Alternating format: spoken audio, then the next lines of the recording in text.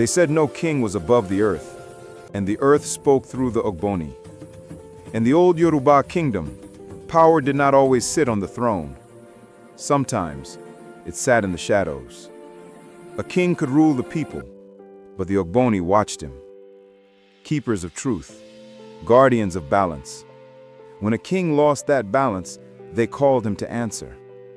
Tonight, the palace is silent. The drums have stopped. The air is heavy with judgment. A frail king kneels before masked elders. No one dares to speak. Only the sound of rain and the hiss of fire. One elder lifts an iron staff, symbol of the earth's power. Ancient words are spoken. The king's eyes close. This is no meeting. It is a verdict. For centuries, the Ogboni have been called many things: wise men, judges, secret keepers, and sometimes something darker. Who were they really? How did they command power that even kings feared? And why does their shadow still linger today? From the earth they drew strength. From silence they ruled. This is their story, the forbidden truths of the Ogboni Brotherhood. Long before cities rose and roads were carved, the Yoruba people built kingdoms where spirit and earth lived as one.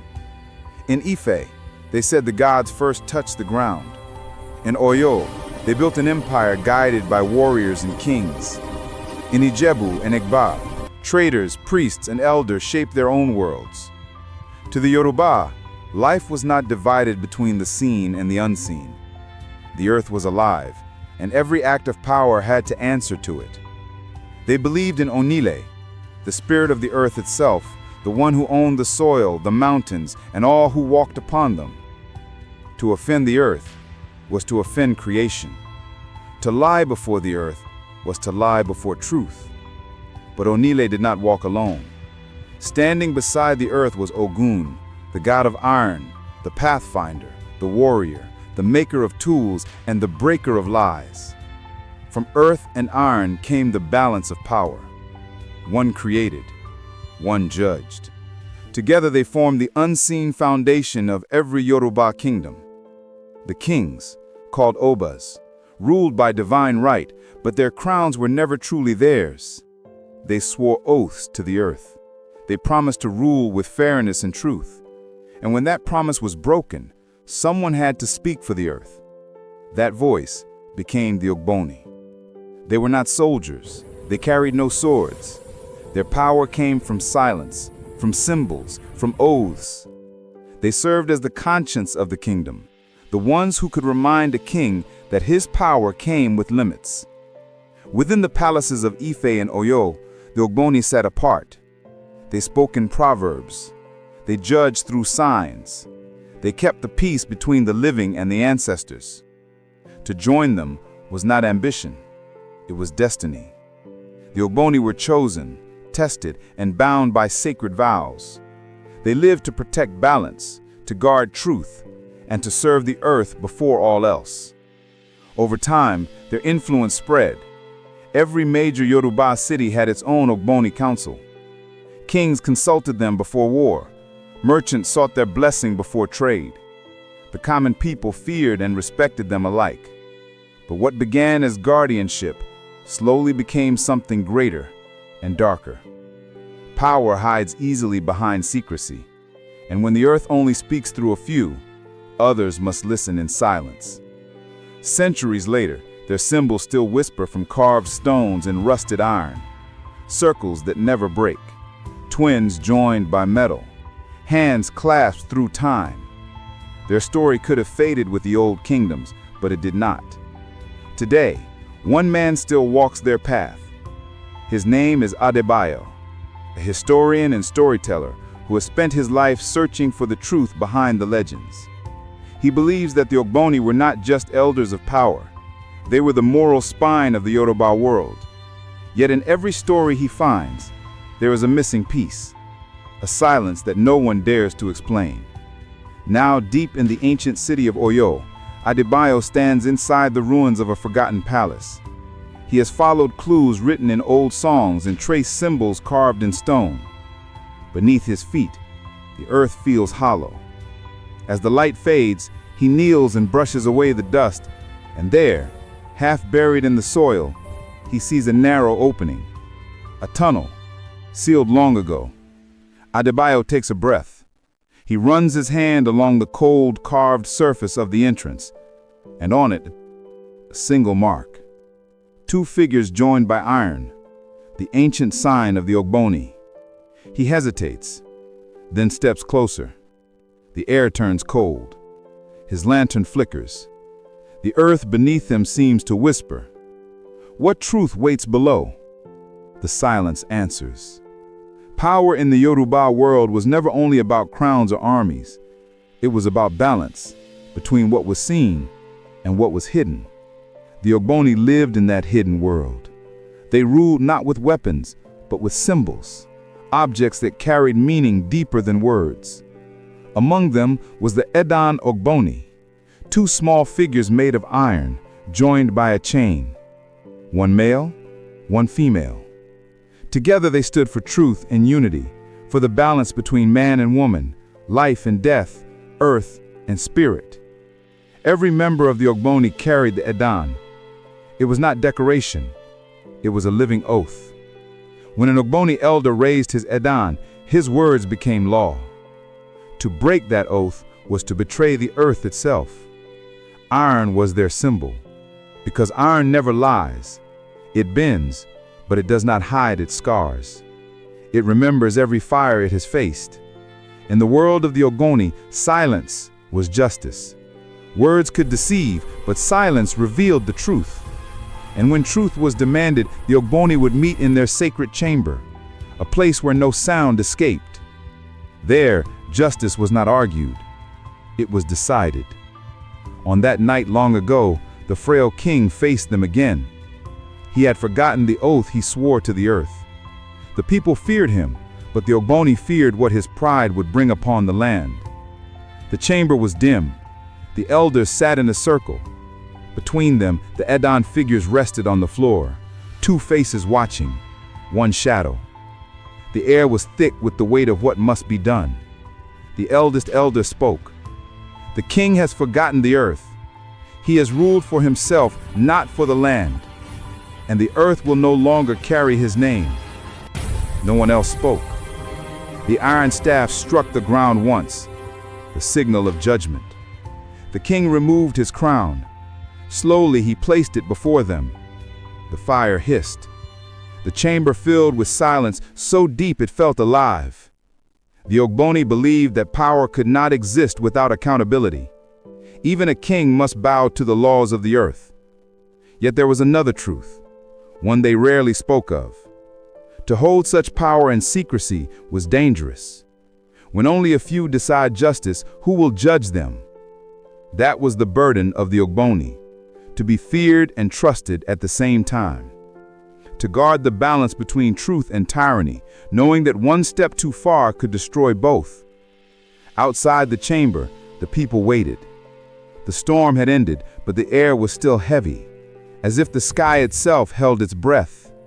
When the doors opened, the king walked out bareheaded. Behind him, the elders carried his crown, not as treasure, but as warning. He was no longer Oba. He was now only a man before the earth. In that moment, Yorubaland learned a lesson that would echo for centuries. Power without truth invites ruin. The Ogboni did not need to shout their judgment. They never did, because justice in Yorubaland was never spoken out loud. It was forged in iron. When the white men came, they brought their flags, their crosses, and their notebooks. They said they came to civilize, to teach, to bring light, but they did not understand the world they stepped into. In Yorubaland, the drum still spoke, the earth still listened, and the Ogboni still ruled in silence. To the British, silence was suspicion. They believed that what could not be seen or explained was dangerous. The first missionaries wrote of the Ogboni as occult, mysterious, dark. They saw iron figures and thought of idols. They saw sacred chambers and thought of secret crimes. What they could not name, they condemned. and what they condemned, they feared. The Ogboni had guarded the moral heart of Yoruba life for centuries, but now their world was being recorded through foreign eyes. Every word, every ritual, every symbol, rewritten to fit someone else's story. The British called them a pagan cult. They called their oaths witchcraft. But they never asked what those oaths truly meant. One elder, when questioned, said only this: "You think we fear the dark, but it is the dark that fears truth." The officer who questioned him wrote, "Native refuses to confess." But there was nothing to confess, only silence to protect. In their reports, the British described the Ogboni as men of hidden power and dangerous influence. And they were right, but not in the way they thought. The Ogboni were dangerous because they remembered a law older than the empire itself, a law that no army could rewrite. In the colonial courts, British judges passed sentences based on foreign rules. Yet outside those courts, elders still gathered under trees, whispering words of justice that no law book could contain. The empire had power, but the Ogboni had patience. And patience, they knew, outlives kings and empires. Not all who worked for the British agree with what they saw. Among the clerks and translators was a young man named Adekunle, quiet and observant. By day, he copied letters for the crown. By night, he copied what they tried to erase: the songs, the symbols, and the stories of the Ogboni. Hidden in his drawer was scraps of old parchment written in Yoruba, the last recordings of a fading brotherhood. He risked his life to keep them safe. He once said, "If they take our words, they take our souls."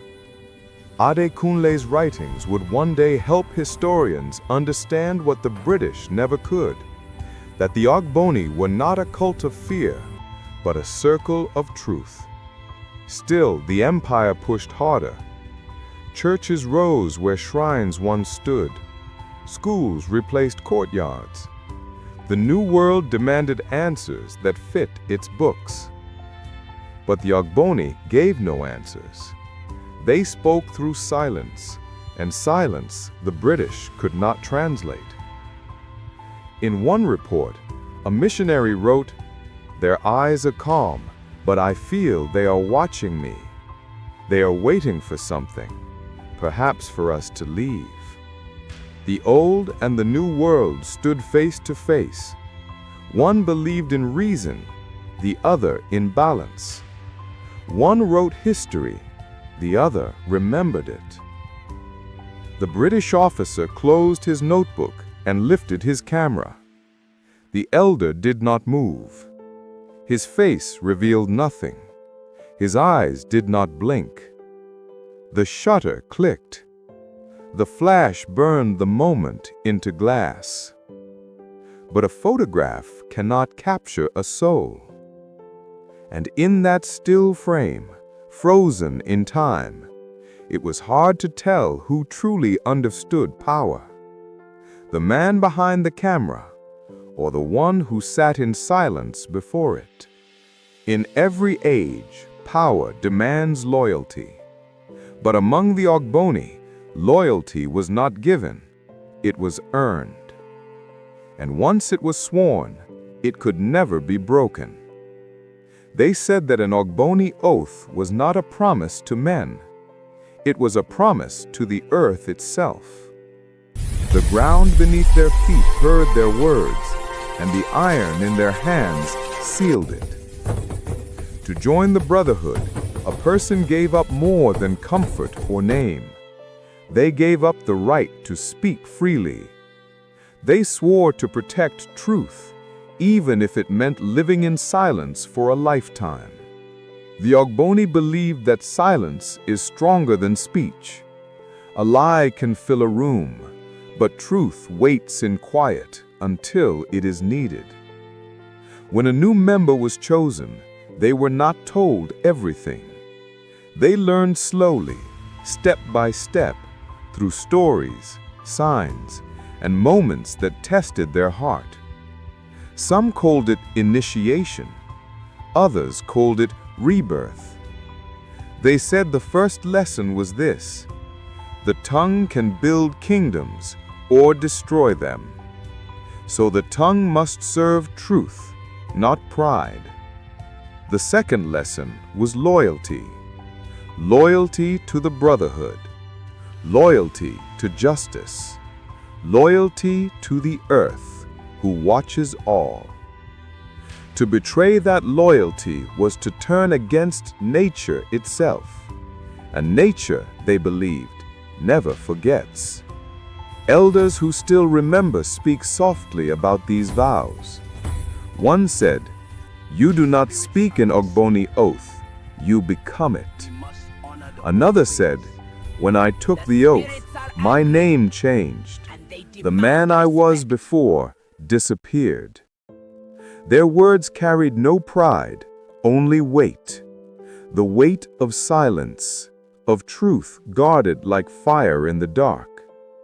In their eyes, secrecy was not deception, it was protection. The world outside sees secrets as danger, but to the Ogboni, secrecy was the only way truth could survive. Some truths, they said, are too heavy for careless tongues. Why do humans build secrets? Why do we hide truth behind walls and words? Perhaps because truth, when unguarded, is easily broken, and once broken, it cannot be made whole again. The Ogboni did not hide to deceive. They hid to protect, to keep sacred what the world was not ready to understand. And so their meetings remained closed. Their codes remained unwritten. Their power was never displayed, only felt. From generation to generation, they passed the oaths and whispers, fathers to sons, elders to chosen heirs. Each oath carried the same warning: if your tongue betrays truth, the earth will close against you. Their iron symbols, once shiny and new, darkened with age, carrying the touch of countless hands. The chain between the two figures of the Adan reminded them, all things are bound. What you do to the earth, you do to yourself. In the old smithies, blacksmiths forged new Adan pieces for those who joined. The fire roared, sparks flew. As the iron glowed red, elders whispered, "Every oath is a blade.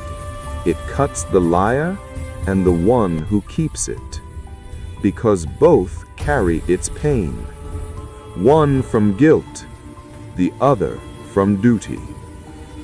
The hammer struck, the iron screamed, the sound hung in the air, sharp, final, endless. Then silence. In that silence, power lived, and in that silence, another truth began. When the empire fell and the British left, they thought they had taken their laws and their power with them, but they did not know what still lived beneath the ground. Nigeria was born in 1960, young, loud, and full of promise. The world called it independence, but for the Yoruba people, freedom was nothing new. They had always known power that came from within, not from across the sea. In the years after independence, the old ways did not disappear. They simply learned to wear new faces. Councils met under new names.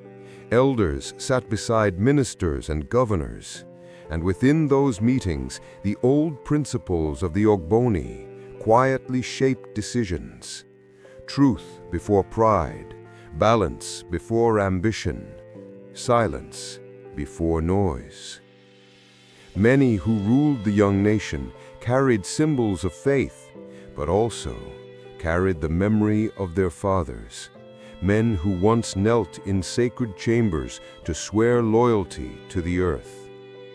The Ogboni were never truly gone, they had only changed form. In the 1970s, when power shifted through coups and crises, whispers returned. Newspapers spoke of secret societies. Some called them dangerous. Others said they were guardians of order in a country losing its balance. Politicians denied everything, yet behind closed doors, meetings continued. Some of them began with prayer, others with silence. The old and the new had met, and neither would step aside. A man who served in the government once said, "You cannot build Nigeria without the spirits of the land watching." The Ogboni are still here, they just dress in suits now. Market women told a different story. To them, the Ogboni were not men in power, but elders of respect, the ones who protected justice when police and courts failed. They said, "If you wrong the innocent, the earth will call your name." Among the youth, the stories grew louder and stranger. Some said the Ogboni controlled everything, from politics to business to fate itself. Others laughed and said it was all superstition. But deep down, every Nigerian knew one truth: the line between myth and reality is never clear. As churches filled and mosques rose higher, the question became harder to answer. Could faith and tradition live in the same heart? Could a person serve God and still respect the earth that gave them life? For some, the answer was yes. Both powers were different paths to the same truth. For others, it was betrayal. They saw the Ogboni as a shadow that refused to die. Across generations, the debate never stopped. In council halls, in churches, in markets, people still whispered, "Who are the Ogboni today? Are they men of wisdom or of fear?" The Ogboni themselves gave no answers.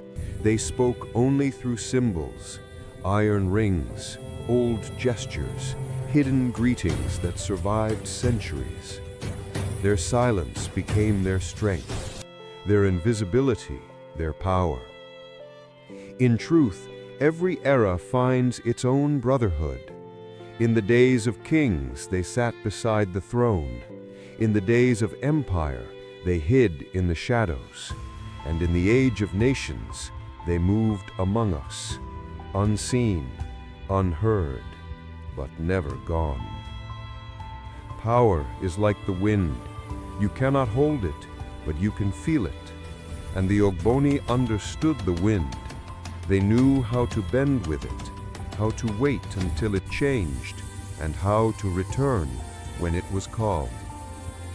In modern Nigeria, iron no longer shines on the wrists of elders, yet the spirit of iron still rules, strong, unyielding, watching. The politicians who rise and fall, the judges who choose, the people who wait, all still live in the echo of that old law. Silence is still a kind of speech, and the earth still listens. As faith fills the air and ambition drives the streets, the question remains, can a new world ever escape the old one? The answer may lie in the shadows, where the Ogboni still stand, watching the balance between man and truth. The world around them has changed. The masks are different, the language is new. But the silence has never changed. Morning comes slowly over Lobos. Cars fill the streets, lights blink from glass towers, and the city hums with movement. Yet beneath the noise, the earth is still. Deep within that stillness, something old continues to breathe. Adebayo, the historian, has spent years chasing whispers, stories half told and half believed. Now, at last, he has been invited to witness what few outsiders ever see: a modern Ogboni gathering. The world outside calls it a myth, but inside this circle, tradition still lives, quiet, disciplined, and untouched by time. These men and women here do not speak much. Their eyes carry memory. Their silence carries truth. They begin not with drums, but with prayer, not to a throne, not to a nation, but to the earth, the same earth that watched all things rise and fall. Adebayo listens. The words are soft, the rhythm old. And in that moment, he understands something that no book ever told him. The Ogboni were never chasing power. They were guarding it, holding it steady when men around them lost their way. In their chamber, symbols still remain: iron on the floor, soil in small bowls, a single flame burning in silence. Iron for strength, soil for truth, fire for spirit. Three forces bound together by the same oath that has outlived kingdoms and crowns. For a while, no one moves. The air feels heavy, yet peaceful. It is not the weight of fear, but of responsibility. Then an elder steps forward. His voice is rough, but calm. His words move like an old river, slow, steady, knowing. He says, "Many think we hide to rule, but we hide to protect. To know the secret is not to rule, but to serve balance." His words hang in the air like smoke. Adebayo closes his eyes. He realizes the truth was never about mystery or control. It was about keeping the world steady, even when no one else could. Outside, the city continues to move. Horns, engines, voices. Yet somewhere between those sounds, a faint rhythm beats. The same rhythm that once guided kings. Power has changed faces. The crowns are gone. The palaces are glass and concrete now. But the earth remains. The soil still remembers. The iron still endures. And the fire still burns. The Ogboni have faded from public sight, yet their silence has not disappeared. It lives in the way people still seek truth when power fails. It lives in the balance between ambition and duty. And perhaps it lives in every person who listens before they speak. Adebayo leaves the chamber at dawn. Behind him, the flame still glows faintly in the dark. He steps into the light of morning, carrying nothing but the echo of the elder's words. To know the secret is not to rule, but to serve balance. The earth beneath his feet feels alive, ancient, patient, eternal. Power comes and goes, empires rise and fall, but truth belongs to the earth, and those who serve it will always walk in silence.